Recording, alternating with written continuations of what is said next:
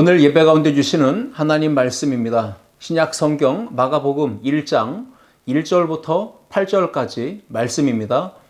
본문을 다 함께 읽겠습니다. 하나님의 아들 예수 그리스도의 복음의 시작이라. 선지자 이사야의 글에 보라, 내가 내 사자를 네 앞에 보내노니 그가 네 길을 준비하리라. 광야에 외치는 자의 소리가 있어 이르되 너희는 주의 길을 준비하라. 그의 오실 길을 곧게 하라. 기록된 것과 같이 세례 요한이 광야에 이르러 죄사함을 받게 하는 회개의 세례를 전파하니 온 유대 지방과 예루살렘 사람이 다 나아가 자기 죄를 자복하고 요단강에서 그에게 세례를 받더라. 요한은 낙타털 옷을 입고 허리에 가죽띠를 띠고 메뚜기와 석청을 먹더라. 그가 전파하여 이르되 나보다 능력 많으신 이가 내 뒤에 오시나니 나는 굽혀 그의 신발끈을 풀기도 감당하지 못하겠노라. 나는 너희에게 물로 세례를 베풀었거니와 그는 너희에게 성령으로 세례를 베푸시리라. 아멘. 함께 읽은 말씀을 가지고 나를 향한 하나님의 계획, 이러한 제목으로 은혜를 나누고자 합니다. 신구약 성경은 66권입니다. 신약 성경 27권, 구약 성경 39권. 신약 성경 27권의 제일 앞에 4권을 가리켜 사복음서라고 말하죠. 마태, 마가, 누가, 요한. 이렇게 4개의 복음서가 사복음서입니다. 다 똑같은 이야기를 하는 것 같지만 차이가 분명히 있죠. 마태복음은 왕 대신 예수 그리스도를 전합니다. 왕의 권세와 통치를 강조하죠. 그래서 왕의 계보와 족보가 가장 먼저 기록되어집니다. 마가복음은 종 대신 예수 그리스도를 나타냅니다. 종으로 오신 예수 그리스도의 섬김을 강조하면서 종이기 때문에 족보나 계보가 따로 기록되어 있지 않습니다. 바로 사역의 현장으로 나가시는 예수님의 모습이 소개되고 있습니다. 누가복음은 인자이신 예수 그리스도를 강조하면서 예수님은 하나님이시지만 사람이시기에 인성을 지니셨다는 것을 강조합니다. 그래서 예수님은 참 사람이 되셔서 힘이 없고 연약하고 소외된 약자들과 함께 하셨던 이야기들이 누가복음에 많이 소개되고 있는 걸 봅니다. 요한복음은 하나님의 아들이신 예수 그리스도를 이야기하며 예수님은 참 하나님이시다. 그래서 사람의 몸을 입고 이 땅에 오셨지만 신성을 지니신 분이시다 라는 것을 강조하면서 예수님이 하나님의 아들이시며 신성이 있으시기에 능력과 기적, 표적들을 행하셨던 그런 다양한 이야기들이 많이 요한복음에 나온다라고 하는 것이죠. 마가복음 1장 1절 우리가 오늘 읽었지만 하나님의 아들 예수 그리스도의 복음의 시작이라 라고 분명히 선언하고 있습니다. 종으로 이 땅에 오신 예수 그리스도의 모습과 성품과 사역들이 잘 소개되어지고 있는 이 마가복음. 예수님은 즉각적으로 사역에 들어가시죠. 행동하시는 예수님이셨습니다.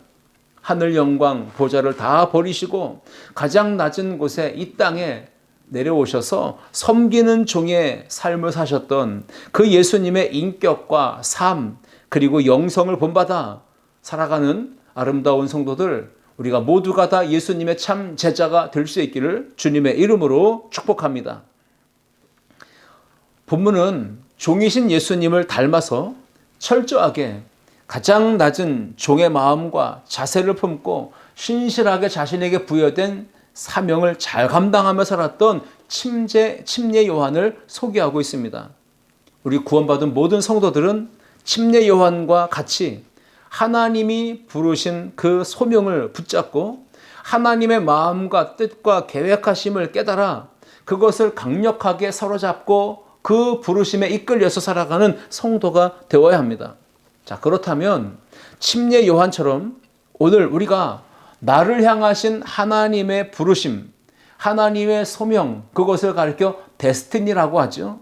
그 하나님의 데스티니를 깨닫고 응답하며 살려면 어떻게 해야 되는지 오늘 우리가 함께 3가지를 살펴보며 은혜를 나누고자 합니다.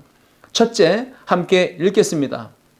하나님의 소명을 깨닫고 붙들어야 합니다. 아멘. 오늘 이 예배를 통하여 하나님이 나를 부르신 그 부르심, 소명을 깨닫고 찾고 붙들고 살아가는 우리 믿음의 성도들이 다 될 수 있기를 주님의 이름으로 축복합니다.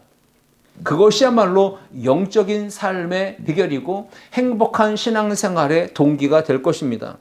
건강하고 올바른 신앙생활을 하기 위해서는 반드시 나를 향하신 전능자, 창조자, 하나님의 부르심, 이 계획이라는 것, 데스티니를 깨닫고 발견할 수 있어야 된다는 것을 오늘 우리에게 교훈해 주고 있습니다. 하나님이 나를 향하여 어떤 계획을 가지셨는가? 그것이 바로 하나님의 데스티니인데 그것은 내 인생을 향한 하나님의 계획이고 설계도고 목적이 있는 것입니다. 나를 향한 창조주 하나님의 정하신 뜻이 있습니다. 그리고 나를 부르시는 소명의 현장이 있습니다. 나에게 맡기시는 사명의 역사가 있습니다. 내가 나의 삶을 통해 그 하나님의 데스티니, 뜻과 계획과 소명을, 사명을 이루어가는 삶, 우리가 오늘도 그러한 삶을 향해 하나님 앞에 헌신을 다지만은 이 예배가 되어야 할 줄 믿습니다. 창조주 하나님께서 나를 지으신 주님께서 나의 인생을 향하여서 어떤 계획을 품고 계신지, 어떤 뜻과 섭리와 작정과 설계도를 가지고 계신지 여러분 하나님의 그 데스티니가 궁금하지 않으십니까? 오늘 이 예배와 선포되는 말씀 통하여서 깊이 있게 나를 향하신 하나님의 부르심, 나를 향한 하나님의 크신 계획, 하나님이 나에게 맡겨주시는 그 사명을 발견할 수 있기를, 그리고 그것을 붙들고 살아갈 수 있기를 주님의 이름으로 축복합니다. 우리가 오늘 침례 요한을 살펴볼 겁니다. 침례 요한은 예수님보다 6개월 먼저 태어났습니다. 그 아버지는 제사장 사가랴였습니다. 어머니는 엘리사벳이었습니다. 보통으로는 아버지가 제사장이면 그 아들도 제사장의 직분을 승계해서 이어받을 수 있는 것이죠. 그런데 이 침례 요한은 하나님이 자신을 향하여서 가지고 계신 계획, 자신을 하나님이 부르셨다라고 하는 소명감, 그리고 맡겨주신 그 사명을 붙들고 살았던 신실한 믿음의 사람이었습니다. 침례 요한은 자신을 향한 하나님의 데스티니, 그것을 발견했고 명확하게 깨달았고 그것을 붙들고 자신의 삶을 거기에 전적으로 내어드렸던 것입니다. 마가복음 1장 1절로 4절을 다시 한번 보겠습니다. 하나님의 아들 예수 그리스도의 복음의 시작이라. 선지자 이사야의 글에 보라, 내가 내 사자를 네 앞에 보내노니 그가 내 길을 준비하리라. 광야에 외치는 자의 소리가 있어 이르되 너희는 주의 길을 준비하라. 그의 오실 길을 곧게 하라. 기록된 것과 같이 세례 요한이 광야에 이르러 죄사함을 받게 하는 회개의 세례를 전파하니 라고 기록하고 있습니다. 침례 요한은 분명히 예수님보다 6개월 먼저 태어났고 그렇게 하나님이 계획하셨다는 걸 알고 있었습니다. 깨달은 것입니다. 그렇게 하나님의 뜻과 계획을 알게 된 침례 요한은 자신의 삶을 그렇게 하나님 앞에 목적대로 쓰임받도록 내어드린 것입니다. 이사야의 글에 보라, 내가 내 사자를 네 앞에 보내노니 그가 네 길을 준비하리라 했듯이 예수님이 오실 길을 준비하는, 메시아가 오실 길을 준비하는 그 일을 위해 6개월 먼저 태어났고 그 일에 헌신했던 사람 바로 그가 침례 요한이었습니다. 내 사자를 보낸다고 했습니다. 사자는 심부름꾼입니다. 좋은 증인입니다. 맡겨주신 그 일이 하나님이 목적이 있어서 그 일을 위해 나를 택하셨고 부르셨다라고 하는 것을 깨달은 이 침례 요한은 광야에 외치는 자의 소리가 됩니다. 주의 길을 준비하는 자, 그의 사명의 현장인 광야로 나아가는 것이죠. 그의 오실 길을 곧게 하라. 기록된 그 예언의 말씀을 성취하는 삶, 그가 바로 침례 요한의 삶이었습니다. 4절은 이렇게 기록했습니다. 세례 요한이 광야에 이르러 죄사함을 받게 하는 회개의 세례를 전파하니, 바로 하나님 부르신 하나님의 데스티니를 깨닫고 침례 요한은 광야에 이르렀습니다. 하나님의 역사를 감당하기 위해 광야로 나아간 것입니다. 하나님이 자신을 부르셨다라고 하는 특권의식만 가지고 좋은 곳, 편안한 곳, 화려한 곳, 스포트라이트를 받는 그곳으로 나아간 것이 아니라 아무도 없는 빈들 광야로 나아간 것입니다. 좁은 문을 선택했고 좁은 길을 걸어가기로 작정한 것입니다. 이것이 바로 하나님의 사자로서 좋은 증인으로서의 삶의 모습이었습니다. 오늘 우리도 주님의 오실 길을 예비했던 침례 요한, 자신을 향한 하나님의 데스티니, 하나님의 계획과 원대하신 그 뜻을 깨달았던 침례 요한이 순종하여 광야로 나아가 그 사명을 감당했듯이 오늘 저에게도 여러분에게도 하나님께서 향하신 계획이 있습니다. 하나님이 저나 여러분을 향한 어떤 계획을 품고 계신지 그 하나님의 데스티니를 오늘 발견하시고 깨닫고 그것을 붙잡고 이 침례 요한과 같이 우리가 가야 될 그곳, 비록 좁은 문, 좁은 길, 그 길이 비록 예수님이 걸어가신 십자가의 길이라 할지라도 고난이 있고 아픔이 있고 두려움이 있는 그 길이라 할지라도 담대하게 사명감을 가지고 부르심을 따라서 나아가는 우리 믿음의 성도들 다 될 수 있기를 주님의 이름으로 축복합니다. 사도 바울이 그랬습니다. 다메섹 도상에서 부활의 예수 그리스도를 만난 이후에 자신을 향한 하나님의 데스티니, 바로 자신의 인생을 부르시고 만나주시고 깨닫게 하신 하나님의 원대하신 뜻을 발견했습니다. 그 사명을 붙들었습니다. 그리고 자신의 삶을 전적으로 하나님께 내어드렸습니다. 그것을 이렇게 기록하죠. 사도행전 20장 22절로 24절 말씀입니다. 보라, 이제 나는 성령에 매여 예루살렘으로 가는데 거기서 무슨 일을 당할는지 알지 못하노라.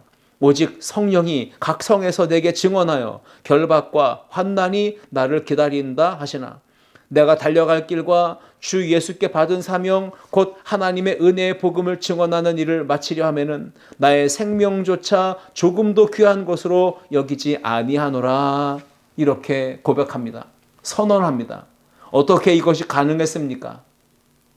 사도 바울이 깨달은 것, 그것은 바로 자신을 향한 하나님의 꿈이 있다는 것입니다.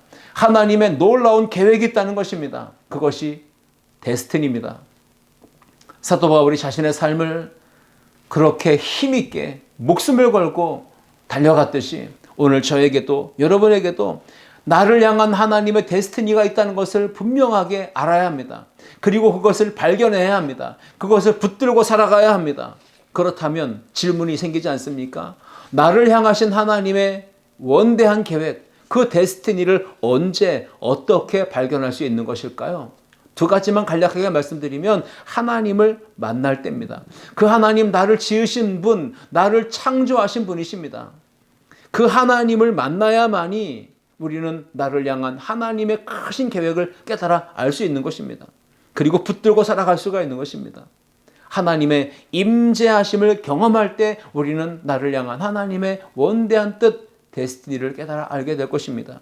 그러므로 우리는 침례 요한이 하나님의 부르심 속에 자신이 감당해야 될 사명을 위해 광야로 나아갔듯이 우리는 광야의 영성을 가지고 빈들에서 하나님만 바라보며 하나님께 초점을 두고 하나님께 시선을 맞추고 자신의 가야 될 길을 묵묵히 걸어갔던 침례 요한과 같이 우리도 광야의 영성을 가지고 나의 시선, 나의 삶의 방향, 나의 삶의 목적 전적으로 오직 예수 그리스도께 초점을 맞추어야 합니다. 그러한 삶이 바로 예배에 집중하는 것이고 성전 대신 예수님을 향한 복된 신앙의 삶인 줄 믿습니다. 사도 바울처럼 침례 요한처럼 주 예수께서 부여하시는 그 사명, 하나님이 자신을 향하여 주신 그 거룩한 데스티니를 품고 믿음으로 전심전력하여 달려가는 저와 여러분 모두가 될 수 있기를 주님의 이름으로 축복합니다. 둘째, 함께 읽겠습니다. 부르심의 단순한 삶으로 반응해야 합니다. 나를 향한 하나님의 크신 계획, 이 데스티니를 발견하고 깨달아 알게 된다면, 그리고 그 데스티니를 붙들었다면 다음 스텝으로 반드시 이어져야만 합니다. 그것이 무엇입니까? 하나님의 부르심, 그 소명을 이루기 위해, 맡겨주신 사명을 감당하기 위해 그 삶의 거추장스러운 것들을 잘라내고 제거하고 벗어버리는 이 소박한 삶을 선택하는 겁니다. 단순한 삶을 선택하는 반응을 보이는 것, 이것이 바로 부르심에 합당한 모습인 것입니다. 침례 요한은 자기의 인생을 향한 하나님의 크신 계획을 발견했습니다. 하나님의 데스티니를 발견한 침례 요한은 어떤 삶을 선택했고 어떤 믿음의 반응을 보였습니까? 오늘 우리가 읽은 마가복음 1장 6절을 보시면 요한은 낙타 털옷을 입고 허리에 가죽띠를 띠고 메뚜기와 석청을 먹더라 라고 기록했습니다. 화려한 삶을 선택하지 않았습니다. 특권을 누리기 위해 좋은 자리를 선택하지 않았습니다. 사람들로 인정받고 사람들로부터 존경받고 추앙받는 그런 길을 선택하지 않았습니다. 도리어 낙타 털옷을 입고 허리에 가죽띠를 띠고 메뚜기와 석청을 먹는 광야의 삶을 선택한 것입니다. 마가복음 1장 6절처럼 요한은 삶의 복잡하고 거추장스러운 그런 모든 것들을 깔끔하게 정리하기를 선택합니다.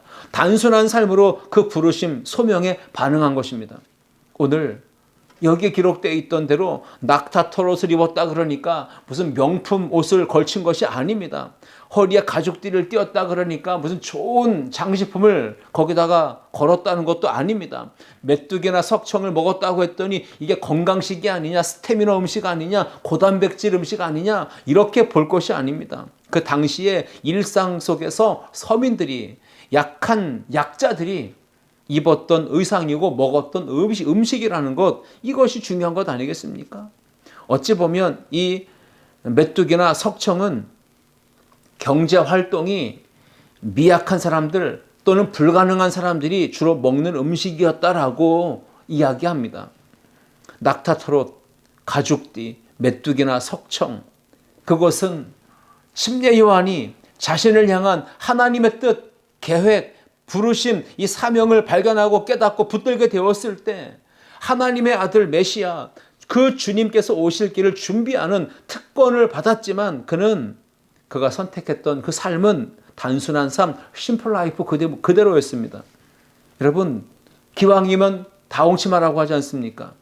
어느 누가 좋은 옷을 입기를 싫어하겠습니까? 좋은 집을 마다하고 싶겠습니까? 맛있는 음식을 먹는 것 누가 싫어할 사람이 있겠습니까?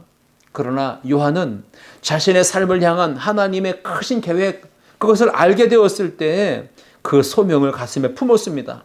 그리고 맡겨주신 그 사명을 감당하기 위해 거추장스러운 모든 것들을 다 떼어내고 제거하고 단순한 삶을 추구하고 그 길을 걸어갔습니다. 하나님께 쓰임받았던 모든 믿음의 선진들, 믿음의 사람들의 공통점이 있다면 그것은 삶이 단순했다는 것입니다.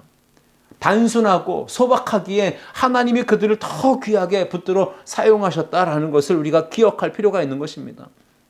세상은 어떻습니까? 세상에서 출세하고 성공해서 부와 권력과 명예, 인기, 그것을 손에 쥔 사람들을 보십시오. 얼마나 주변에 군더더기가 많이 덕지덕지 붙어 있습니까? 예를 들면 로또 복권 1등에 당첨되면 수십억, 그 많은 돈을 한순간에 손에 쥐죠.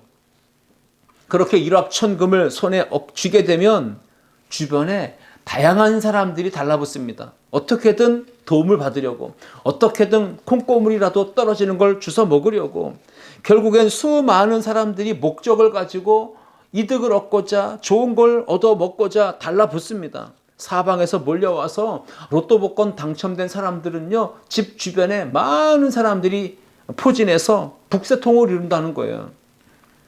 여러분, 하나님의 데스티니를 우리가 확실하게 깨닫고 발견했다면 여기저기서 복잡하게 얽혀있고 설켜있는 그러한 관계들, 그러한 삶의 환경들을 우리가 차단하고 제거하고 정리해야 될 필요가 있습니다. 왜? 하나님의 역사를 감당하려면 하나님의 데스티니를 발견한 사람들은 반드시 삶이 단순해야 합니다. 그래야만이 그 하나님의 부르심에 집중할 수 있기 때문입니다. 하나님의 나를 부르신 목적을 알면 그 목적을 향하여서만 가는 것이 중요하죠. 그 목적에, 그 부르심에 방해가 되고 걸림돌이 되고 저의 요소가 되는 것들이 있다면 과감하게 제거하지 못하면 계속 그것들이 발목을 붙잡을 것이기 때문에 그렇습니다. 여기저기 달라붙어 주변이 어수선해지고 환경과 삶이 복잡해지게 되면 생각해야 될 것, 신경 써야 될 것이 너무나 많아지는 것입니다. 그렇게 되면 하나님이 나에게 주신 데스티니, 그 하나님의 원대한 계획과 꿈을 내가 이루어드리기가 어렵게 되는 것입니다. 소명에 집중하고 사명에 집중하고 헌신하고 충성하려면 삶이 단순해져야 합니다. 소박해져야 합니다. 여러분, 이것을 바로 침례 요한의 삶을 통해 우리 가운데 교훈하고 있는 것입니다. 비우고 절제하는 것, 그것이 나를 향한 하나님의 크신 계획, 이 부르심, 사명을 성공적으로 감당하는 비결이라는 사실을 기억할 수 있기를 축복합니다. 하나님의 계획과 뜻과 그 부르심, 그것이 명확한 사람들에게는 나타나는 특징이 자기를 비운다는 겁니다. 자기를 내려놓는다는 겁니다. 자기를 절제한다는 것입니다. 이런 경건의 영성을 소유한 사람들이 비로소 하나님의 뜻을 이루어 간다라는 것이죠. 사도 바울이 이방인의 사도로 부르신 하나님의 데스티니를 발견하고 그것을 감당하겠다고 다짐하면서 무엇라고 말합니까? 나는 나의 달려갈 길을 마쳤다라고 하죠. 믿음의 경주자로서 뒤돌아보지 아니하고 주변에 거추장스러운 거 다 벗어버리고 전심전력하여 앞만 보고 달려가는 그런 삶을 추구했던 것입니다. 이런 믿음의 경주자는 절제가 필요합니다. 하나의 절제가 아니라 모든 일의 절제라는 것이죠. 사도 바울은 고린도전서 9장 25절에서 이렇게 말했습니다. 이기기를 다투는 자마다 모든 일에 절제하나니 그들은 썩을 승리자의 간을 얻고자 하되 우리는 썩지 아니할 것을 얻고자 하노라. 하나님의 부르심, 자신을 향한 하나님의 데스티니를 발견한 사도 바울은 하나님의 영광과 복음, 이방인의 사도로서 그 부르심의 사명을 감당하기 위해서 결국은 모든 일에 절제하는 길을 선택한 것입니다. 썩을 것을 얻고자 하는 세상 사람들이 달려가는 그 길이 아니라 썩지 아니할 영원한 상을 바라보며 우리는 믿음의 경주를 해야 한다라고 우리 가운데 도전하고 있는 것입니다. 나를 향한 하나님의 계획을 발견하고 나아가 절제와 자기 비움의 단순한 삶을 추구할 때 결국은 하나님의 나라와 영광을 위해 쓰임받는 하나님의 거룩한 뜻을, 계획을 성취해가는 그런 믿음의 삶을 살아갈 수가 있는 것입니다. 우리 모두가 침례 요한처럼 또 사도 바울처럼 하나님의 영광과 나라와 복음을 위해 멋지게 쓰임받았던 우리 믿음의 선진들처럼 우리는 심플 라이프를 추구해야 합니다. 단순한 삶, 소박한 삶을 추구하고 그러한 삶을 통해 믿음의 길을 걸어가는 우리 아름다운 성도들 모두가 될 수 있기를 주님의 이름으로 축복합니다. 하나님의 특별한 부르심이 있을 때, 나를 향한 하나님의 특별한 데스티니가 있다는 것을 알게 됐을 때 그 특권을 누리기 위한 삶을 선택하기보다는 겸손한 마음을 품고 세상의 부와 명예와 권세와 출세와 인기, 욕망을 과감하게 내려놓고 포기하고 절제하는 삶을 향해 나아가는 우리 모두가 될 수 있기를 축복합니다. 더 높은 가치를 붙들기 위해 단순한 삶을 선택해야 합니다. 하늘의 신령한 복을 추구하기에 땅의 것을 내려놓을 수 있어야 합니다. 내려놓음과 절제하는 믿음으로 이 한 주간도 주님 앞에 나아가 쓰임받는 모든 그릇들, 모든 주님의 거룩한 도구가 되는 우리 성도들 되시기를 주님의 이름으로 축복합니다. 셋째, 함께 읽겠습니다. 주님만을 드러내는 조연이 되어야 합니다. 아멘. 기원전 4세기에 우리 사막의 교부들은요, 세상으로, 세속으로부터 오염되고 또 변질되는 것을 차단하고 막기 위해서 세 가지 삶의 원칙이 있었다라고 이야기합니다. 첫 번째가 절제하는 삶, 두 번째가 관용하는 삶, 세 번째가 자기 비움의 삶이었습니다. 그러니까 사막의 교부들이 그렇게 살았다는 겁니다. 그것을 원칙으로 세웠다는 것이죠. 주님만을 드러내는 조연이 되는 삶. 누가 2인자가 되고 싶어 하겠습니까? 누구든지 다 최고가 되고 원하고 가장 높은 자, 1인자가 되고자 하는 것은 사람들의 성공의 욕망이고 권력의 욕망 아니겠습니까? 자신의 인생을 향한 하나님의 계획, 이 데스티니를 깨닫고 붙든 사람은 자신의 삶을 높여서 내가 주인공이 되고 내가 스포트라이트를 받고 내가 사람들로부터 칭찬과 존경과 인기를 받기 위한 삶을 선택하는 것이 아니라 침례 요한처럼 사도 바울처럼 나는 죄인입니다. 나는 죄인 중에 괴수입니다. 라고 이야기하면서 나의 나된 것은 전적으로 하나님의 은혜입니다. 하나님의 은혜를 감사하고 찬송하는 그런 삶을 살았듯이 오늘 침례 요한도 자신이 높임받는 자리를 선택하지 아니하고 자신을 따라오고 자신을 존경하고 자신을 바라보는 수많은 군중들의 시선을 다 주님께로 향하게 하는 주인공이신 예수님, 주연 되신 예수님께 나는 조연으로서 엑스트라로서 2인자로서 쓰임받는 것에 만족하며 그것을 행복으로 여겼던 이러한 침례 요한의 모습이 오늘 저에게도 여러분에게도 있기를 주님의 이름으로 축복합니다. 하나님의 부르심, 이 소명을 따라서 맡겨주신 사명을 감당할 때 누구를 높이고 있는가 한번 생각해 보십시오. 나는 지금 누구를 높이고 있는가? 내가 주의 일을 하고 내가 주님의 성전에서 봉사하고 헌신하는 이 모든 일들을 통해 나는 지금 누구를 높이고 있는 것인가? 내가 높임받고 내가 인정받고 내가 사람들로부터 존경받는 것이 목적인가? 아니면 나는 낮추고 나는 사라지고 그 모든 영광과 찬송을 오직 주님께 돌리고 있는 그런 삶인가 사역인가 한번 생각해 보아야 한다는 것입니다. 내가 직업을 가지고 내가 어떤 일을 하고 내가 교회 사역을 한다 했을 때 나의 모든 삶의 부분 속에서 주인공이신 예수 그리스도를 높이고 그 예수 그리스도만 드러내는 이런 조연된 삶을 살고 있는가? 우리가 오늘 이것을 살펴보면서 주인공이신 예수님을 부각시키고 예수님께 더 영광과 찬송과 존귀를 올려드리는 그런 믿음의 삶을 성실하게 살아가는 하나님의 사람들 되시기를 주님의 이름으로 축복합니다. 요한복음 1장 29절에 요한은 이렇게 선포했습니다. 보라, 세상 죄를 지고 가는 하나님의 어린 양이로다. 예수님을 주목하게 만듭니다. 자신을 향해 나아오는 수많은 무리들이 곳곳에서 모여들고 있을 때 예수님의 등장을 바라보며 그 메시아이신 그리스도, 그 예수님, 세상 죄를 지고 가는 하나님의 어린 양 대신 저분을 보라 라고 자신을 향한 시선을 주님께로 향하게 만드는 이러한 멋진 모습이 침례 요한에게 있었다는 것입니다.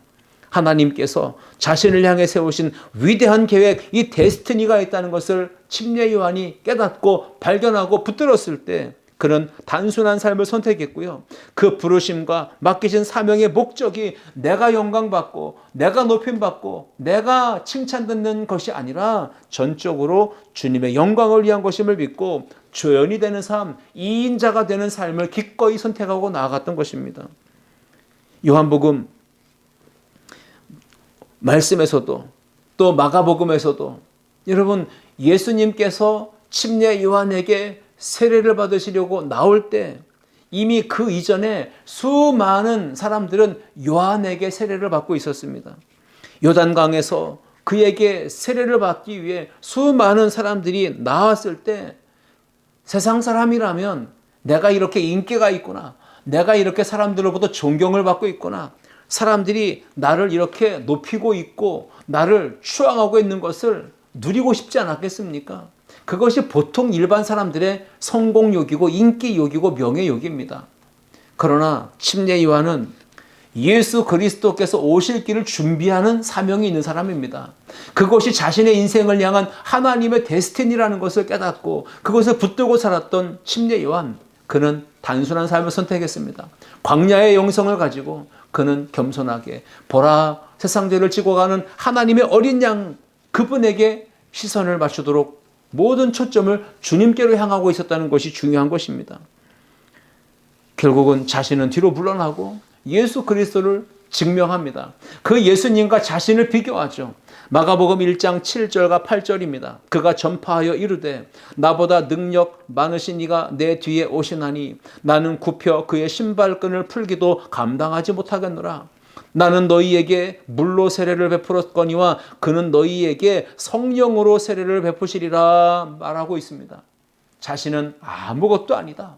나보다 능력 많으신 이가 내 뒤에 오신다라고 말하면서 나는 굽혀서 그의 신발끈 푸는 것조차도 감당할 수 없는 연약한 사람이다 라고 이야기합니다. 나는 연약하고 그분은 강하신 분이다. 나는 낮아져야 하고 그분은 높아져야 한다. 그래서 나는 물로 세례를 베푸는 것으로 멈추지만 그분은 성령으로 세례를 베푸시는 분이시다. 요한복음 3장 30절 말씀 보시면 그는 흥하여야 하겠고 나는 쇠하여야 하리라. 이것이 바로 침례 요한의 신앙의 선포입니다. 고백입니다. 현대인의 성경은 이렇게 이야기하죠. 그분은 점점 번영해야 하고 나는 점점 쇠퇴해야 한다. 그렇습니다. 요한은 자신을 향한 하나님의 원대한 계획, 이 데스티니를 찾았습니다. 발견했습니다. 그 이후 그는 반응을 합니다. 특권의식에 사로잡혀 자기 교만에 빠져 우쭐대지 않았습니다. 자기 이름을 높이지 않았습니다. 자기가 영광을 받으려 하지 않고 철저하게 자기를 낮추고 자기를 비우고 오직 주님, 주인공이신 주님만 높였던 것입니다. 침례 요한과 같이 저나 여러분 모두에게도 하나님의 크신 데스티니, 부르심, 계획, 뜻, 섭리, 작정하심이 있습니다. 이것을 발견할 수 있기를 축복합니다. 그것을 발견하고 겸손하게 낮아지며 단순한 삶을 추구하며 오직 그 사명에 집중하는 우리 모두가 될 수 있기를 주님의 이름으로 축복합니다. 예수님이 그러셨습니다. 자기를 비우셨고 하늘 영광 버리셨고 이 땅에 내려오셨습니다. 친히 낮아지셨습니다. 섬기는 종이 되셨습니다. 자기를 내어 십자가에 대신 달리실 때에 온 인류의 죄를 대신 짊어지셨습니다. 희생하셨습니다. 참 하나님이 참 사람이 되셨습니다. 여러분 그렇게 예수님의 삶을 본받아서 우리도 전적으로 오직 하나님의 뜻을 붙들고 하나님의 영광을 위해서 살아가는 복된 성도들 다 될 수 있기를 주님의 이름으로 축복합니다. 음악의 아버지라 불리는 요한 세바스찬 바 이야기를 하고 마치겠습니다. 그는 작곡할 때마다 악보 위에 두 가지 이니셜을 새겨놓았다고 이야기합니다. JJ라고 하는 라틴어를 썼는데 제스 주바라는 단어인데요. 그 뜻은 예수여 도와주소서라는 뜻입니다. 그러니까 작곡을 할 때마다 시작하기 전에 먼저 겸손하게 머릿말에 주님의 도움을 구하며 기도한 것입니다. JJ라는 약자를 써서 말이죠. 또 마지막 곡이 맞춰졌을 때는 이렇게 약자를 썼습니다. SDG, 솔리 데오 글로리아의 약자죠. 오직 하나님께 영광을 이란 뜻입니다. 바하는 그 곡을 완성하고 나서 이 모든 영광을 오직 하나님께 돌립니다 라고 멋진 신앙 고백을 했던 것입니다. 그렇습니다. 요한 세바스찬 바하처럼 오늘 침례 요한처럼 나는 낮추고 주님은 높이고 나는 사라지고 주님은 부각시키는 이러한 멋진 삶, 우리가 조연된 삶을 사는 것이 필요합니다. 왜? 주님을 드러내기 위해서. 하나님의 영광을 높이기 위해서 나는 영광을 가로채면 안 됩니다. 내가 영광 가로채면 하나님 영광 받으시지 못하지 않습니까? 우리의 삶을 통해 하나님이 영광 받으시도록, 하나님이 찬양 받으시도록 나는 낮추고 주님만을 높이는 우리 믿음의 성도들 되시기를 주님의 이름으로 축복합니다. 내가 자기를 비우고 내가 경건하게 절제의 영성으로 철저히 하나님의 영광을 높일 때 하나님이 우리를 들어 사용하시고 우리를 존귀케 높여주실 줄 믿습니다. 야고보서 4장 4절처럼 10절처럼 주 앞에서 낮추라. 그리하면 주께서 너희를 높이시리라. 베드로전서 5장 6절 그러므로 하나님의 능하신 손 아래서 겸손하라. 때가 되면 너희를 높이시리라 말씀하셨습니다. 신앙생활의 핵심, 신앙생활의 추구할 방향은 오직 하나님의 영광을 위해서입니다. 나를 통하여 주님만 높임 받으시는 삶, 이것이 바로 우리를 향한 하나님의 크신 계획인 줄 믿습니다. 하나님께 수종 들고 하나님께 섬기는 자리를 떠나서 하나님의 영광을 가로채고 자리를 가로채려 했다가 쫓겨난 이 사탄과 같이 돼서는 안 되는 것이죠. 신앙생활은 포지션이 중요합니다. 내 위치를 알아야 합니다. 내가 서야 될 자리를 알아야 합니다. 이것이 겸손한 삶이고 이것이 믿음의 삶입니다. 내가 설 자리를 모르고 하나님의 자리에 올라서서 그 하나님의 영광 가로채는 것은 절대로 있어서는 안 되는 일입니다. 우리의 신앙생활의 모델은 예수님이십니다. 그리고 수많은 믿음의 선진들이 우리의 모델이 됩니다. 하나님 아버지의 뜻, 거룩한 계획, 그 마음을 정확하게 아시고 그 뜻을 붙들고 내 뜻보다 아버지의 뜻을 더 원하여 살아갔던 예수님처럼 우리도 그 믿음의 길을 힘있게 걸어갈 수 있기를 축복합니다. 비록 좁은 문, 좁은 길, 십자가, 고난의 길이라 할지라도 그 길이 영광의 길이고 그 길이 승리의 길이고 하나님의 뜻을 성취하는 길임을 믿고 오늘 이 하루도 또 이 한 주간도 그렇게 믿음으로 살아가는 우리 아름다운 성도들 모두가 될 수 있기를 주님의 이름으로 축원합니다. 기도하시겠습니다. 사랑과 은혜가 풍성하신 하나님 아버지 감사합니다. 오늘 감사절을 맞이해서 나를 향한 하나님의 크신 계획이 있음을 깨닫고 그 부르심에 그 소명에 반응하며 가장 낮은 자의 모습으로 오신 예수님을 닮아서 자기를 비우고 자기를 낮추고 철저히 주님만을 높이며 자기의 삶을 기꺼이 내어드렸던 그런 예수님처럼 또 침례 요한처럼 사도 바울처럼 우리 앞선 믿음의 선조들처럼 우리도 그렇게 믿음의 삶을 살아가도록 도와주옵소서. 나를 향한 하나님의 부르심 소명을 깨닫게 하시고 부르심에 따라서 단순한 삶으로 반응하게 하시고 주님만을 높여드리는 믿음의 성도들 다 되도록 하나님 역사해 주옵소서. 감사드리며 예수 그리스도의 이름으로 기도하옵나이다. 아멘.